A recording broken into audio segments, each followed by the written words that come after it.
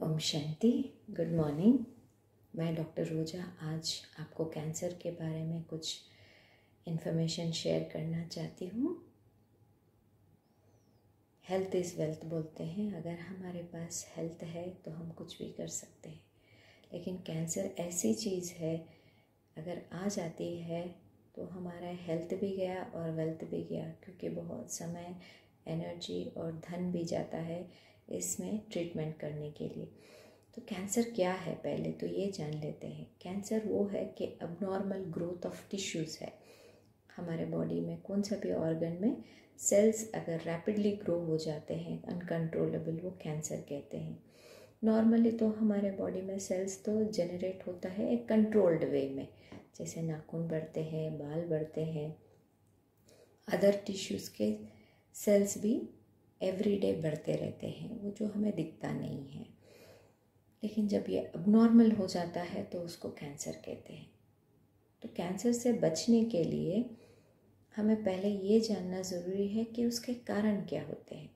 कारण 3 प्रकार के होते हैं। एक तो एक्सटर्नल कॉजेज़ है, जो हम एक्सटर्नल सब्सटेंसेस इस बॉडी को देते हैं।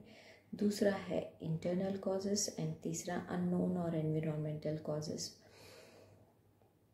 एक्सटर्नल कॉजेज़ में हम सबको पता ही है, जैसे सिगरेट है तो लंग कैंसर हो जाता है स्मोकिंग से, गुटखा खा लिया तो मुंह का कैंसर हो गया, स्टमक का कैंसर हो गया, अल्कोहल ज़्यादा पी लिया है तो फिर लिवर का कैंसर हो जाता है।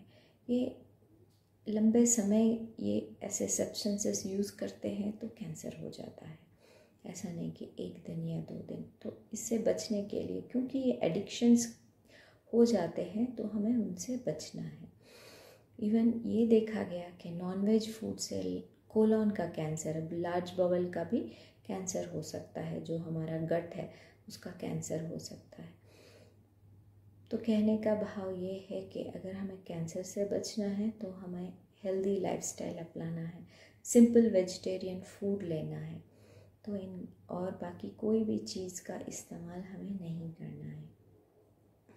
अभी वो देखते हैं इंटरनल कॉजेज़। कोई को ऐसा भी देखा गया है कि वो बहुत सिंपल खाना खाते हैं, लेकिन अनफॉर्चुनेटली उनको भी कैंसर आ गया। उसका कारण क्या हो गया?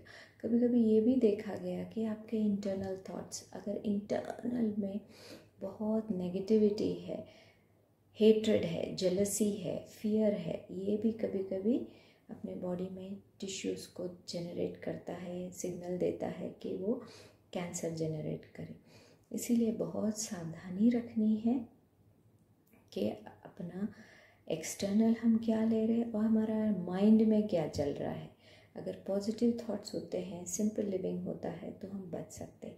और तीसरा है अननोन कॉजेज़, जैसे फैमिली में जेनेटिकली कुछ हो जाता, हिस्ट्री के वजह से हो सकता है। स्पेशली फीमेल्स में ब्रेस्ट कैंसर फैमिली में होता है तो उनको हो सकता है।